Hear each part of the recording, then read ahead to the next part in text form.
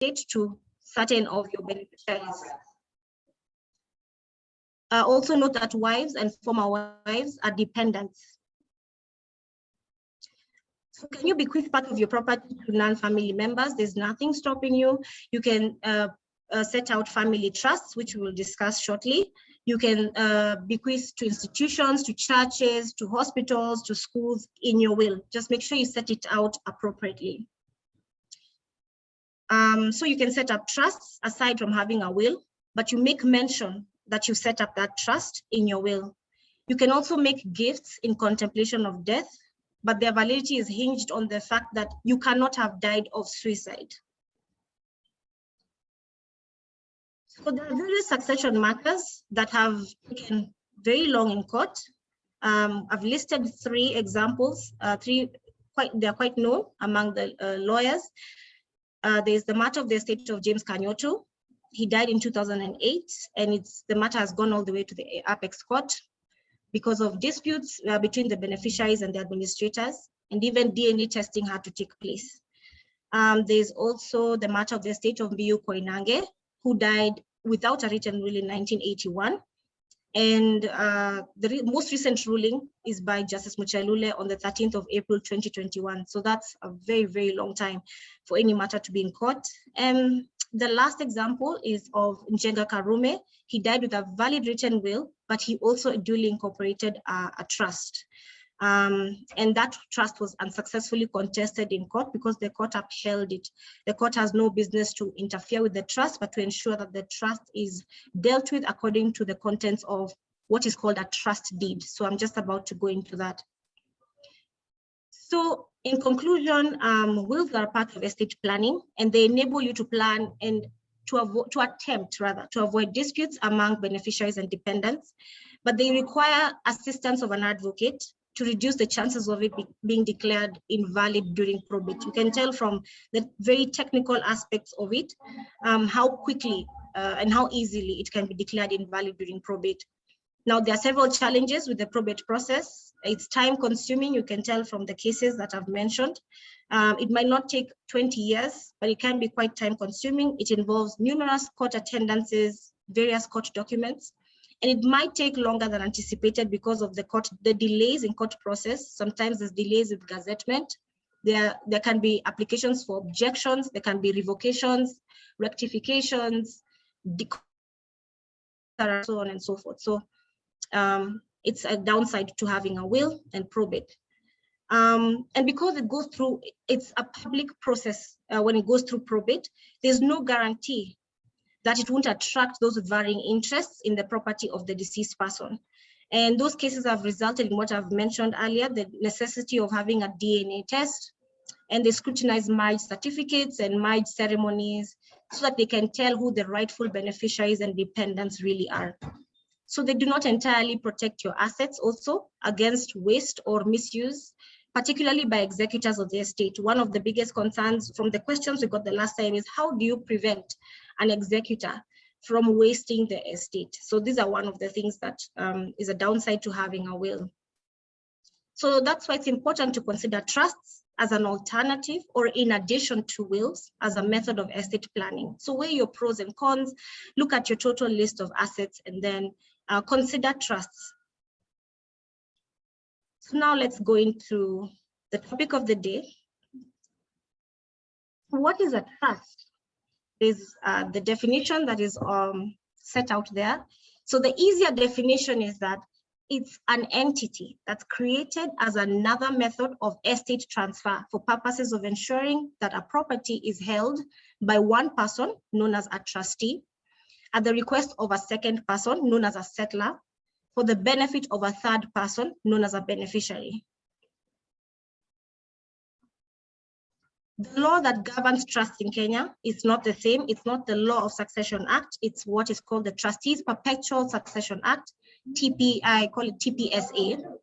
But we will also briefly discuss the Amendment Act, the bill that's currently before Parliament. So I mentioned certain things. I said settler, trustee, beneficiary. So a settler is the maker of a trust, and denotes the asset, donates their assets to the trust. So if they have parcels of land that they want to donate to the trust, later on when we're looking at what are the requirements, you'll note that one of the requirements is the title deed to show that the trust is in possession of immovable property. So one of the things that they donate is a parcel of land into the trust.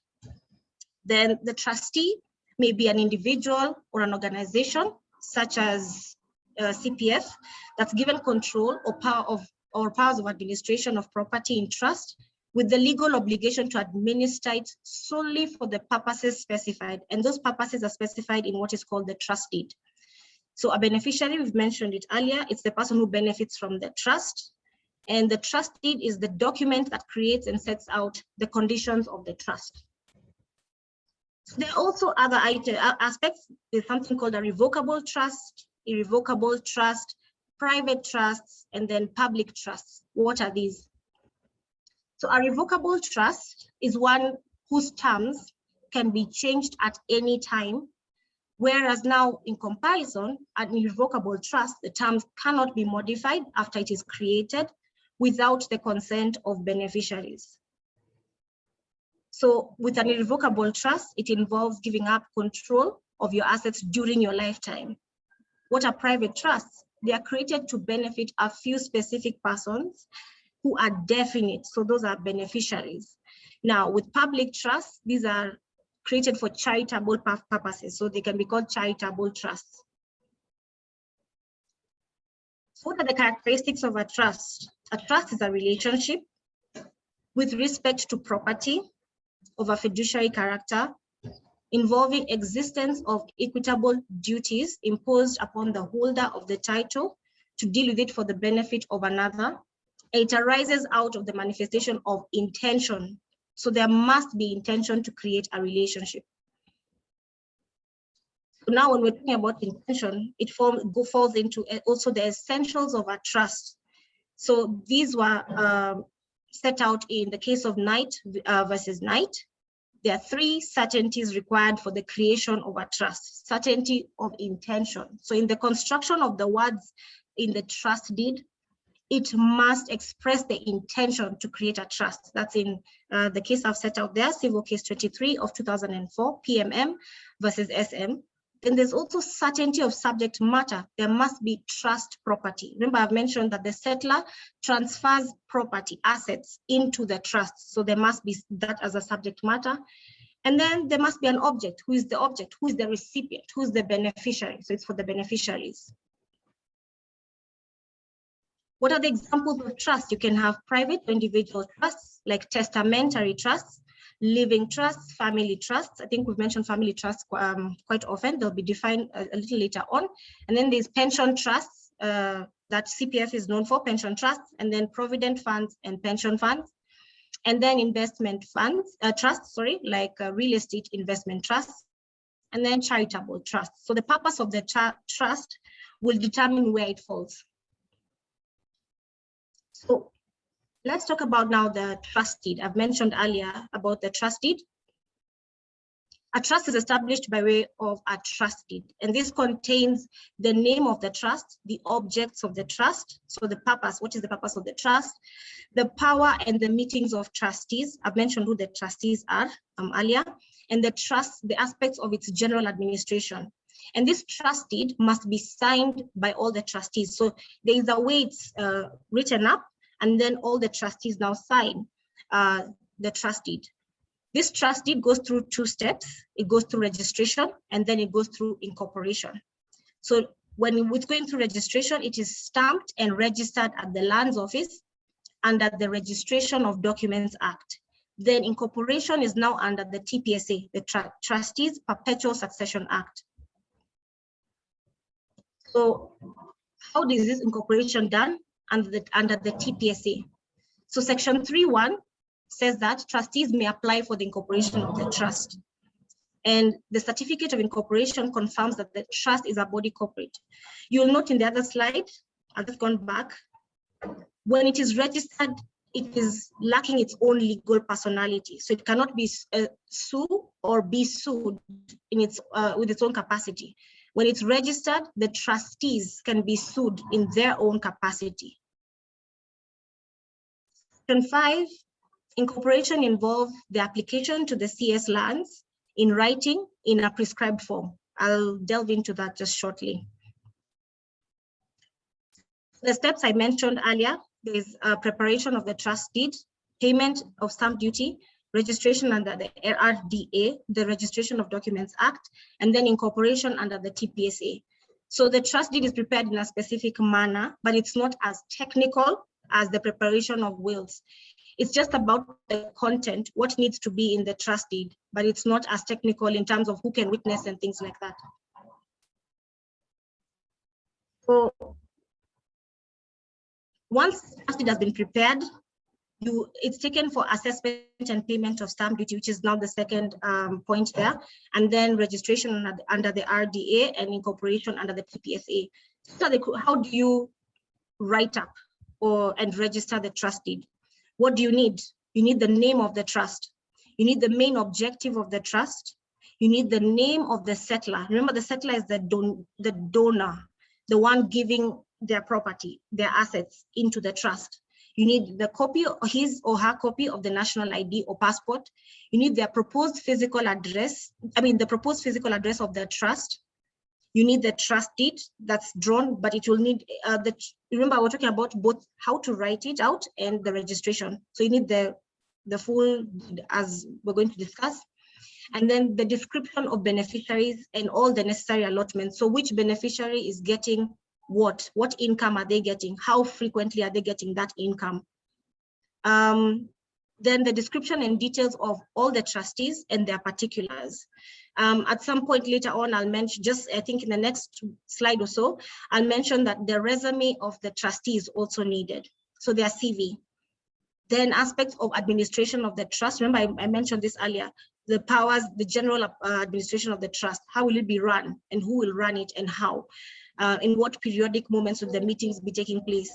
So the appointment of trustees, the operation of the trust accounts, and even who will operate the trust accounts, the powers of the trustees, the procedure of conducting meetings of the trustees, and then, of course, much like every other document, every other contract, amendment of the trust deed. Now, that's about how to write it up, what needs to be in the content of the trust deed. Now, how do you go about incorporation? What is needed for incorporation of a trust? So this comes right after. Remember, you register it, you finish drawing it up, then it goes for assessment and payment of stamp duty, then it goes for incorporation. So what you need, this is what the Ministry of Land needs from you. The duly registered trust deed. Remember, we mentioned it has to be registered. Then the petitioners, who are the trustees. Remember section 3 to 5 of the TPSA. Then you need a diagrammatic representation of the common seal. So you need to draw it out. So you will use, it won't be in writing, you'll use your PC to do this, and they usually require it to be round in shape. Then you need an abstract of minutes or appointing the trustees. And then a copy of the title documents. I mentioned this earlier, the settler donates assets. And this is proof that the body is in possession of immovable property. Then there is a basic application form. It's not complicated at all. Application fee of about 3,000 Kenyan shillings. Then the organization's current financial status. So you need bank statements. Then the statement of donor funding or commitment. One of the questions that arose during our sessions was, how would you get the organization's current financial status if it's not incorporated yet? The trustees are able to come together and form a joint account. So with that joint account, you use those bank statements for incorporation of the trust. Then the statement of donor funding or commitment is the settlor's letter saying that they have donated X, Y, and Z properties into X, Y, and Z proposed trust. And the trustees' names are as follows. Very simple letter, not complicated at all, with no specific format. Then you have the curriculum vitae, the resume of the trustees of the trust. So the Ministry of Lands provides that the organization to be incorporated should strictly be non-political and non-profit making. One of the questions that came up the last time is about removal of trustees and winding up of the trust. So the High Court has supervisory jurisdiction over charitable trusts.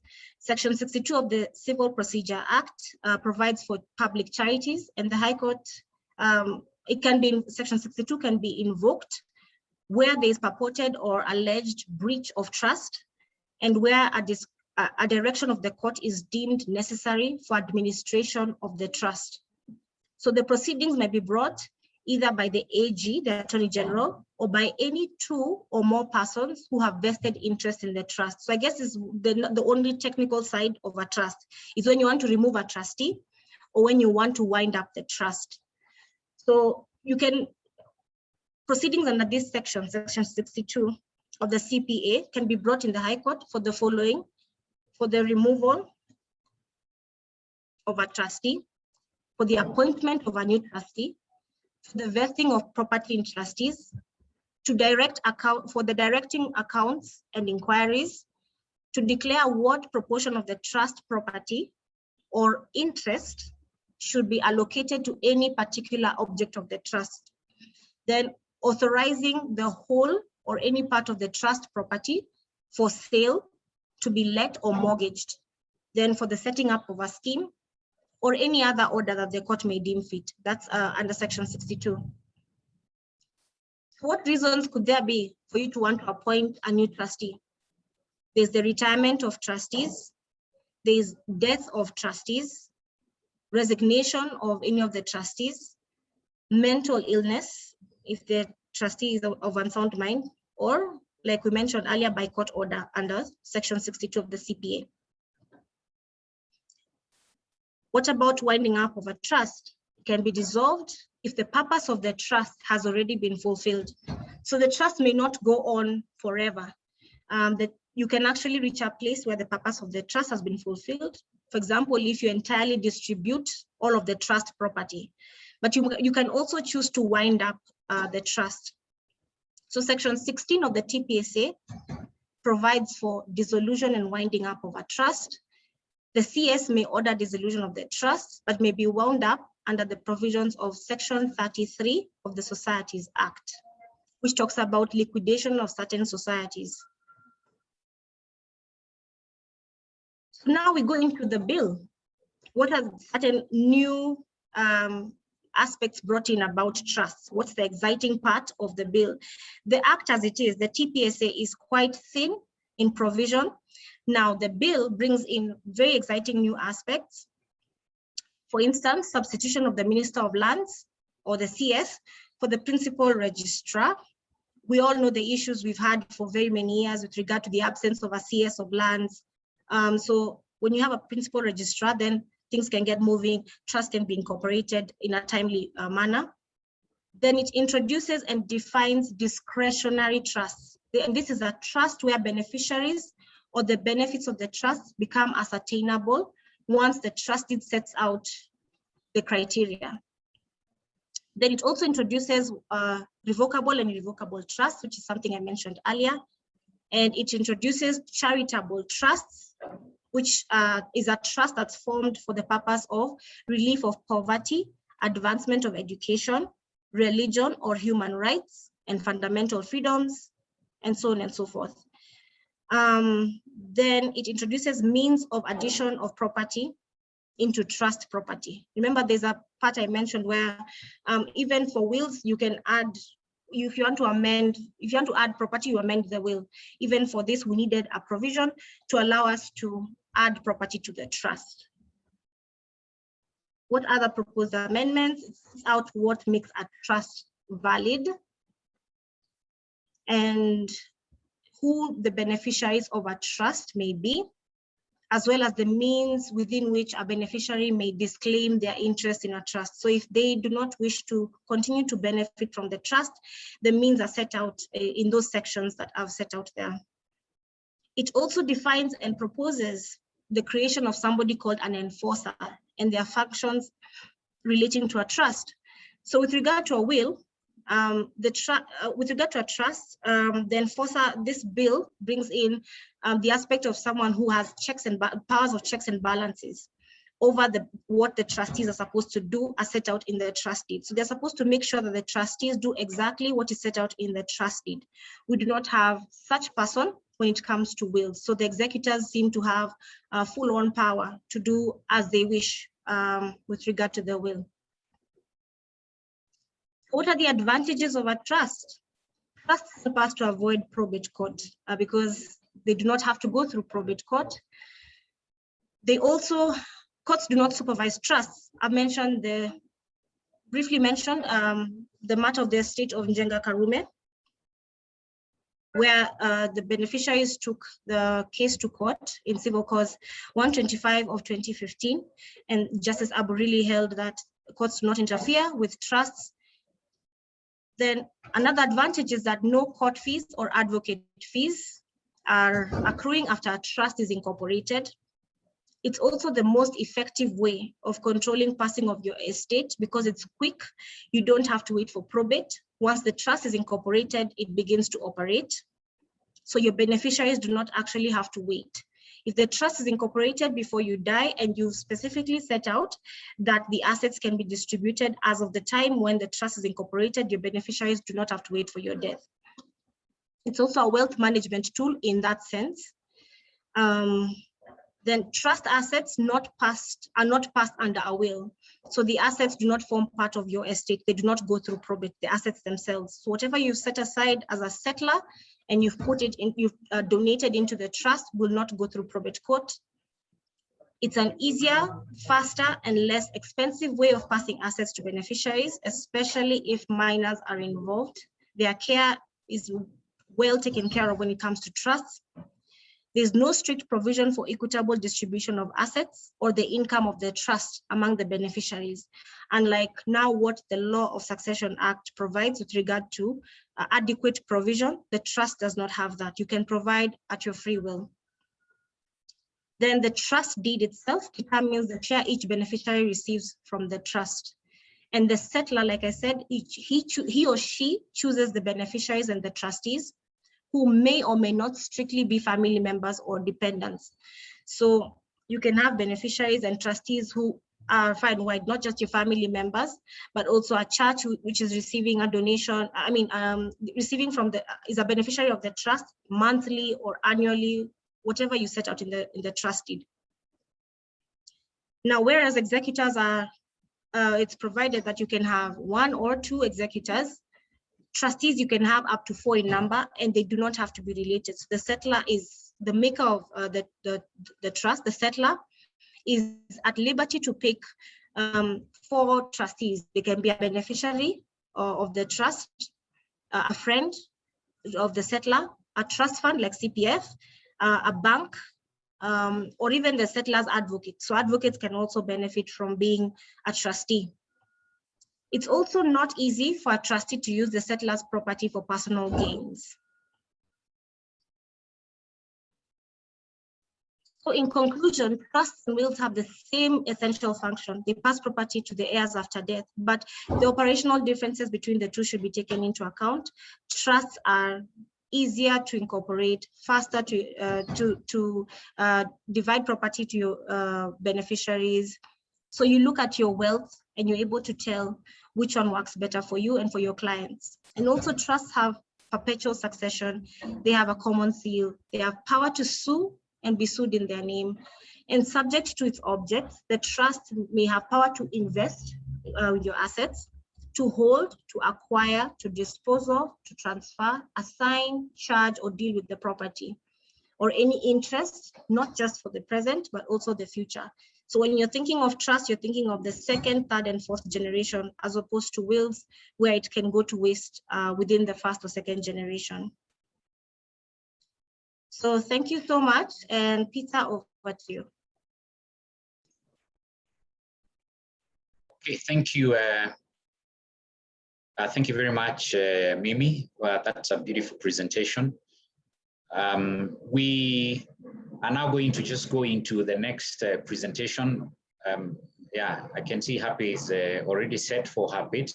Happy, just do this, in a few minutes, and then we can have a time for question and answers. But some of the questions that are being sent through, we are already responding to. So do feel free to please just keep posting your questions. So happy. Over to you. Okay, thank you, Peter. And thank you, Mimi, for that presentation. So going into the solution that we as at Mwamba Trust Fund have set up, as Mimi said, we have set up a trust fund, which is a corporate trust fund. And then it is a legal entity with those as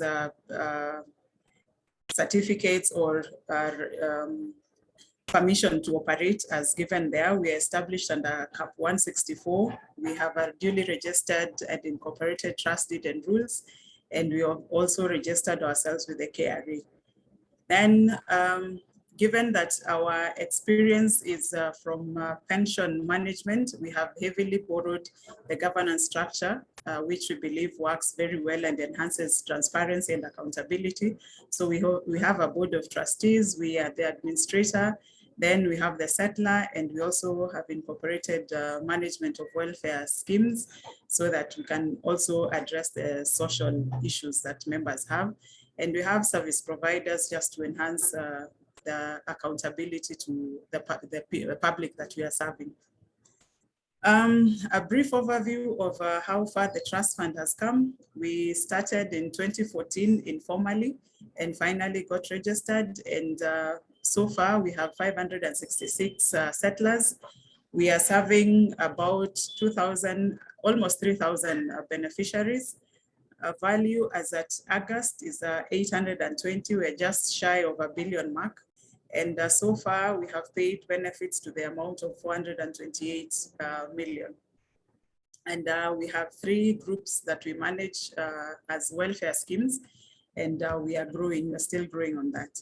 So to the issue that would be of interest to help us lawyers to serve our clients is that at CPF Mwamba, we have these solutions. These are the different types of trust that settlers can set up. One, we have the special needs, which this addresses if a settler has beneficiary who is mentally challenged or physically challenged and they still want to provide for that beneficiary. So you can set up a trust where we will pay their, if it is medical care or the special care that they need, that in the event you're not there, we'll still be able to provide for them as if you're there, and we'll pay the bills directly as instructed through the grant letter. So we also have a spousal income trust. This is where you gift your surviving spouse and they are at liberty to name other beneficiaries after your death. We have asset protection. So this will be if you're trying to protect your inheritance, because we've from research, reliable research done by RBA, inheritance or people who inherit a big amount of wealth or whatever wealth it is, it takes about 18 months before they spend everything. So if you want to protect your inheritance from spendthrift, you can set up an asset protection so that you give instructions as to how and when you want that money for you to spend. Then we have advanced healthcare. This is where you give formal authority for decisions to be made on your behalf in the event that you are incapacitated. We have financial durable power of attorney, and this is also the authority given so that the trust can manage your affairs while you're incapacitated. The difference between number 4 and 5 is that for number 4, this is where you are saving your family from maybe giving authority to the doctors to pull the plug, so that you avoid spending all the wealth that you have created through hospital bills, because we know ICU can be quite costly, and there are times when it is known that that person will not be able to make it out of it. So instead of being kept alive by machines, then you can say that if it reaches that point, then they can pull the plug on you. Then we have assignment of personal property. This is where you have assets or items that you value, but you do not have receipts or documents that will show ownership, but they are very much of sentimental value to yourself. It could be rings, it could be photos, artifacts, things that you hold dear that you want to give to the next person. So you could also set up a trust that bequeaths such kind of items to your loved ones that you have chosen. Then we have life insurance, and this relates to those people who have taken out life policies or education policies. Instead of nominating a next of kin on your insurance policy, you would nominate the trust fund. And at the trust fund, you will give instructions as to how you want that policy, when it falls due, how you want it spent. So you can provide for many people as opposed to that entire amount going to one person, and you know what money can do when people get into a lot of money. Then we have lifetime trust for heirs. And this is where you protect all assets that are put in a trust. As Mimi had said, it's not subject to court judgments. You can also not, it will not form part of the divorce. It will not be part of the matrimonial property for division. And you'll also protect it from creditors and the bankruptcy.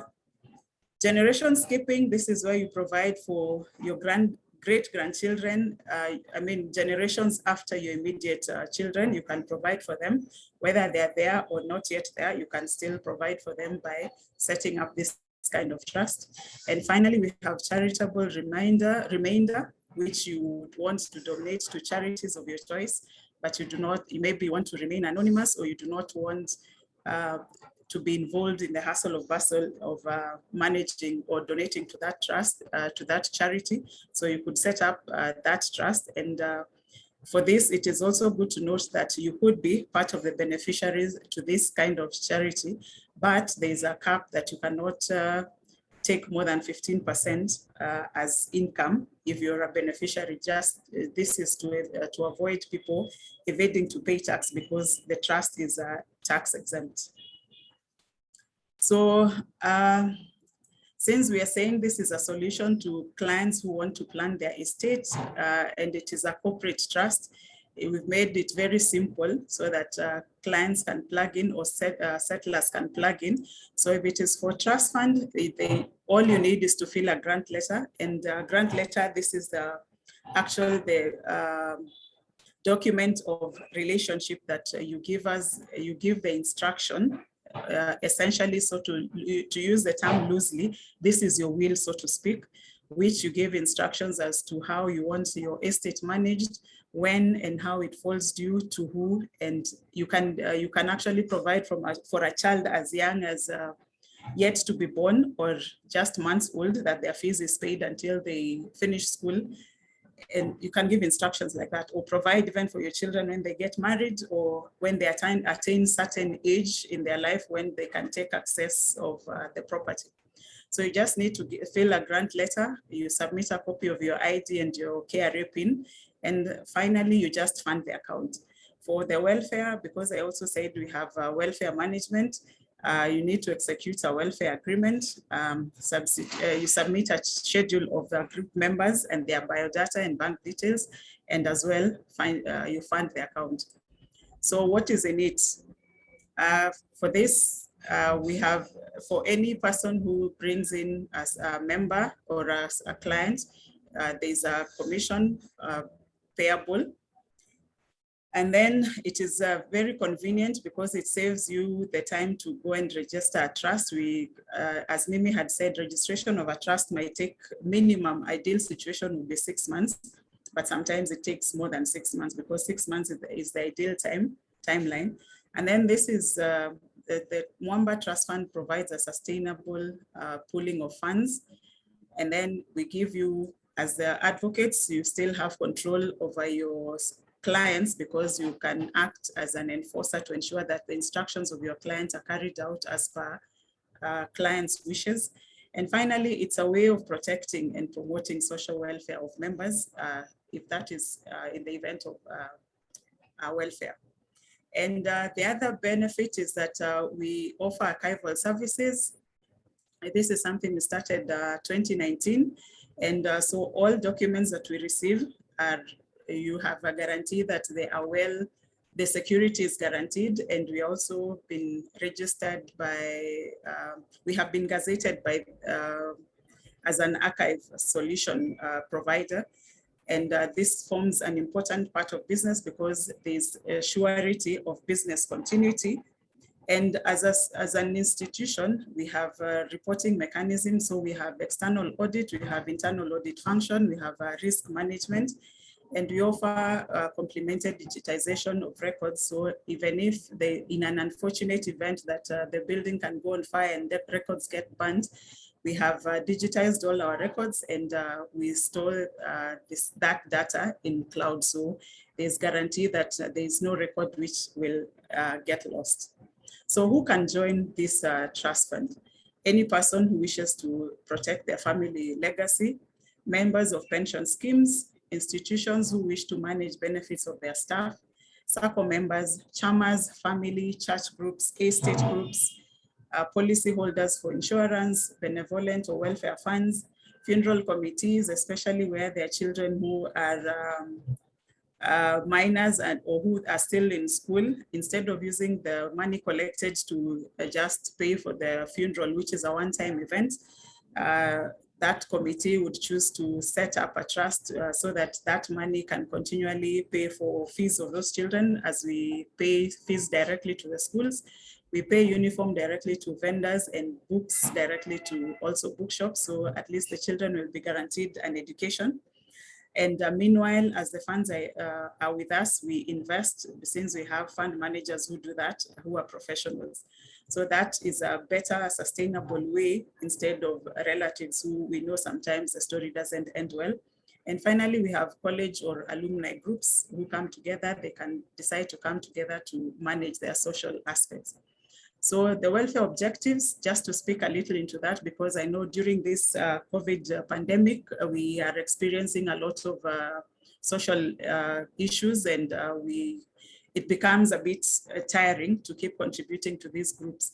So if you set up a welfare group, then the purpose is to protect the social welfare of members. And it is a way of pooling funds for common identified goals. It maintains members' dignity, it builds responsiveness, fosters unity among members, and it is very affordable. Just to give you an illustration of the benefits that the value add that we give for our welfare management is that for a little premium of 1,700 per year, you get a benefit of 50,000 for principal member, spouse, 4 children, 2 parents, and parents-in-law. If you want to add an additional member, let's say you have 5 children or you have more than 1 spouse, then you add 100 shillings if you're choosing this category. If you add 2 siblings, for a benefit of 50,000, you add your premium to 2,400. And if you want to cover 4 siblings, then you add a premium of 3,100. And so the case applies to option 2, 3, 4, and 5. So if you want to pay to have a benefit of 300,000, then you pay 9,100, or you add 700 for any additional. Or if you want a cover for your siblings, at least 2 of them, you add, your premium will be 9,800. And if you want a cover for 4 siblings, it is 10,500. By this kind of solution, we find that it helps us to reduce the number of WhatsApp groups that we have to contribute for funerals that are happening frequently, especially in this time and age. And other benefits that are funded, because the last expense is an outsourced benefit using our one of our subsidiaries, LIB. This is funded, so this is not an exhaustive list. It is as per the number of groups that we are having, so the benefit could vary as per the group wishes or affordability. So the value proposition that we are giving as a CPF Mwamba is that we give competitive return because we invest the money as we are administering the same, we invest the money. We also can pay for medical or life policies. So you could set up a trust that pays for your beneficiaries' medical and life policy. We also give competitive administration fees, which is a very humble 1%. And being a tax exempt, that also speaks to the competitive return of the assets that you transfer to ourselves. And given our rich history from which is about 100 years, we have developed robust ICT infrastructure and security systems that ensure that we guarantee continuity of business. And our leverage, because we have we are a group of companies, so we are able to leverage on our sister companies so that we can give the best return. A good example is the last expense. It's because we have a brokerage, so they are able to negotiate better rates with the underwriters. And finally, we give a diversity of trusts, which really address settler needs. And that brings me to the end of this conversation and back to the moderator for any live Q&As that we might have today. Thank you. Thank you. Thank you, Happy, for that presentation. Now, we just wanted to take one or two questions that have been posted. There are quite a number, so I think because of time, we may not be able to answer all of them, but we'll answer as many as we can. And there's a question here, and I think I'll ask Mimi to take this from Mona. Can you be a settler, trustee, and beneficiary at the same time? Well, what would be the purpose of being all three? Can you benefit from yourself? And then also the whole purpose of this is estate planning. You cannot benefit after your own death. So the intention is to protect your estate from waste after you're gone. Of course, when you're alive, you can be both settler and beneficiary and trustee, but really you'd rather just have other people. For continuity of the trust, it's safer to have 4 people. Like I mentioned earlier, you can have a trust fund, you can have a bank, you can have your advocate and a trusted friend to be trustees. But settler can also be a beneficiary. Okay, thank you, Mimi. There is another one attached to that from Mona also. Does trust property pass to beneficiaries' will if the beneficiary dies? Does trust property pass to the beneficiary's will if the beneficiary dies? When you're drawing up your trust deed, it's advisable for you to make provision to the extent that should one of the beneficiaries pass on, if they're married, then 1, 2, 3 takes effect, so that does not go into aspects of probate, because really we've mentioned that any trust property does not go into probate. So drawing of the trust deed, make sure you have provisions for when a beneficiary passes on, just in case as the settler, you're not alive to be able to amend the trust deed. Just to add on to that is that the purpose of setting up a trust is really long-term, and it looks into more than just one generation. So when we sit together to discuss your instructions, we will advise, because you need to define when that ends, or will that trust be in perpetuity rather. Okay, thank you, Happy. And there's another question here. Happy, I think you can answer this. What would be the minimum contribution per annum for chamas and other groups? For chamas, it is really because different groups have different economic abilities. So you can have as minimal as 200 shillings per month. But should you choose to have the benefit of last expense, as I had indicated, the minimum premium payable is 1,700 for a cover of about eight beneficiaries. So the group needs to decide what benefit they're taking. If it is last expense only, then they only need to raise 1,700 per person in that group. So there's no minimum really. It is what they can afford and what benefit they want to pay for. All Right, thank you, Happy. There's a question here from Roslyn. How are assets, say land and shares, transferred under a trust deed? I think, Happy, you can take that.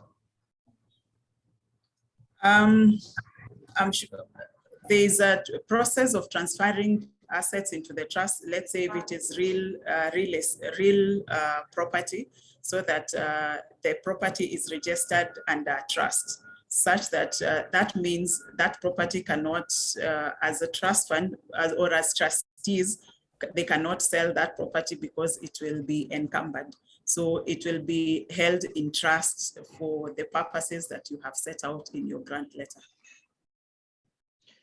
All right, thank you. Now, Mimi, I have one here from Gentrix, and this is, I like this question. It's a real life, this is reality. You know, we're dealing with reality here. What happens when your brothers influence a change of will, even when your dad isn't in his right mind? That's the first part of the question. What happens to that kind of will later on? My dad has dementia and my brothers went ahead with our family lawyer and changed the will and indicated that dad has given them the properties as gifts. Kindly help. First of all, Paul Sana for that. Number two, one of the slides, the presentation slides, was on what invalidates a will.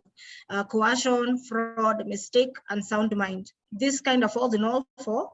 So that would invalidate that will. If you have evidence of this, if they have filed or are in the process of filing probate, which means they have petitioned the court either for letters of grant of probate, because there's a will they'll annex, then you can object to the letters being given, to the grant of probate being given to them. And this is what you'll say has taken place. And also you look at the provisions, right? Remember I mentioned for wills, there needs to be adequate provision for each of the beneficiaries.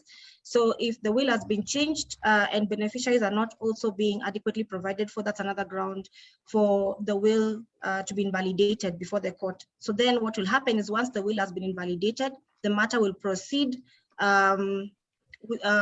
intestate, like there's no will, and everyone will be provided for as per the court sees fit. The other thing I would say is if you have evidence, and I want to highlight the evidence part, that the advocate was involved, please do file a case against that advocate with the advocate's disciplinary committee for intermeddling. Okay. Thank you. All right. There's a question here from Nancy. What's a risk management process at CPF to ensure that the trust continues in perpetuity for the third and future generations? Happy you can answer that if you don't mind. Yes, as I said, because we have a history dating back to almost 100 years. So with experience, we have come to set a very good, we have a system. So we have internal audit, we have external audit, we have also this risk management framework in place. We have also ISO, we are ISO certified. So with all those risk management framework and which have a quarterly reporting mechanism to the board, it ensures that our risk is really kept at minimum. We can't say that we are risk-free because any business entity, risk element has to be there. So there's a way that the risk appetite is determined and reporting is usually done.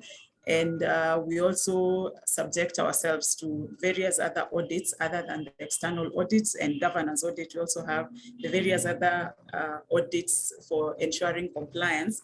And also this I might mention here, we do the business continuity. We have a business continuity plan and we have an offsite sites such that if our headquarters is, for some reason, we cannot access our headquarters, we are still able to be back in business in less than 2 hours. So all that is in place to ensure that we give assurance to our clients that business will continue irrespective of whatever happens. Okay, there's a question here. Where is it gone to? Oh yeah, there's a question here from Stephen. Does the fund provide financial statements for members to follow its performance? Yes, we do issue, annual statements, but that doesn't mean you cannot access your statement on request. And we also have a website where if you log in as a member or as a settler, you can log in using your credentials that have been given to you and access your statements as often as you want. But yes, we do give statements. Okay, now, Mimi, there's another one here from Roslyn. Roslyn has been very active here.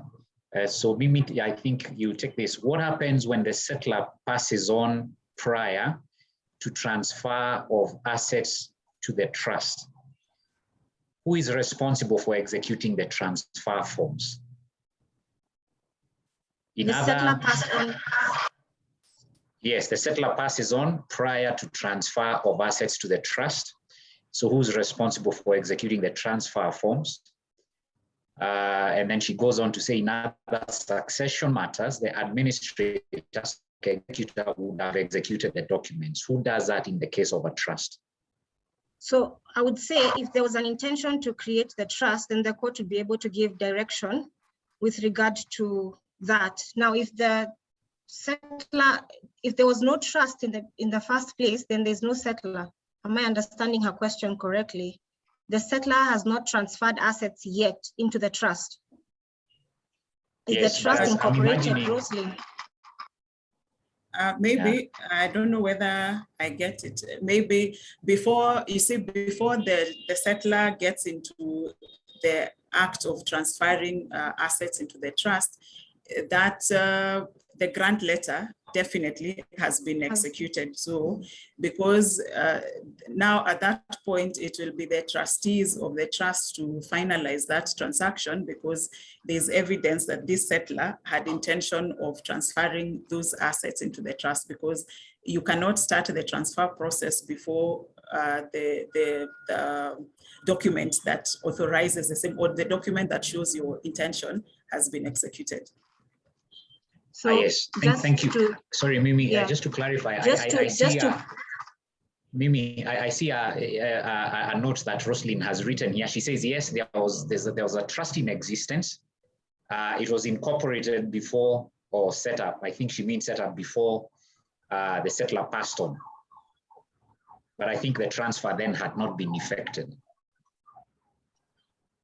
The court will look at the intention, and thereafter it will make a decision with regard to the transfer of those assets into the trust. So the trustees would be able to petition the court or apply to court with regard to that specific aspect.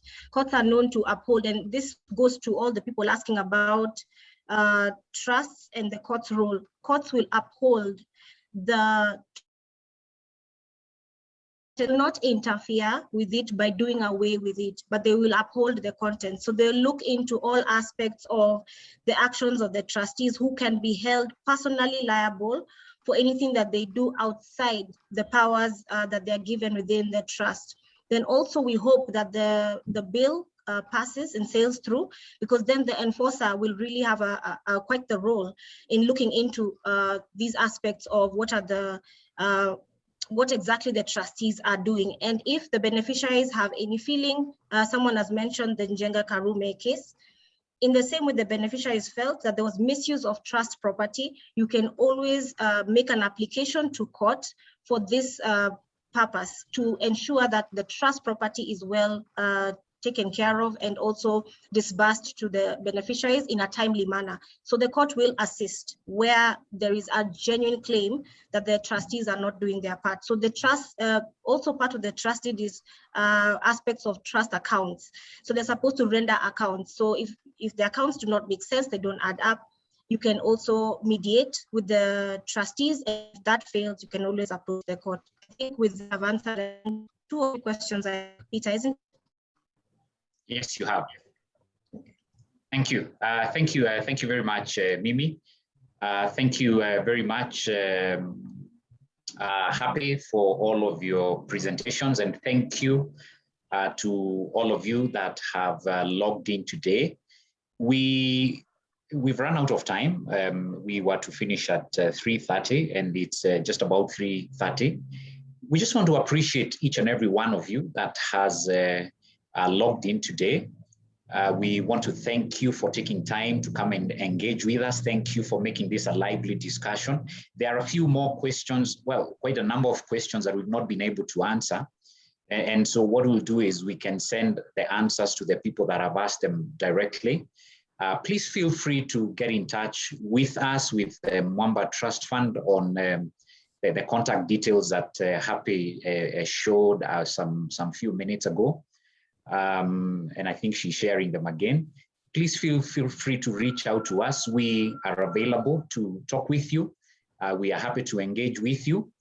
And we expect, based on the interest that has been expressed from different quarters in the issue of trust, we will be having more of this. Actually, we are looking at doing this as a kind of series. And so do please look out for the next webinar on this subject. And we hope to continue to engage with you on this matter. So thank you, all of you, for coming to join with us. Thank you for your participation. Thank you for your very lively questions. We look forward to engaging with you going forward. So thank you, and we wish you all a lovely afternoon and God's blessings. Thank you so much. Bye-bye.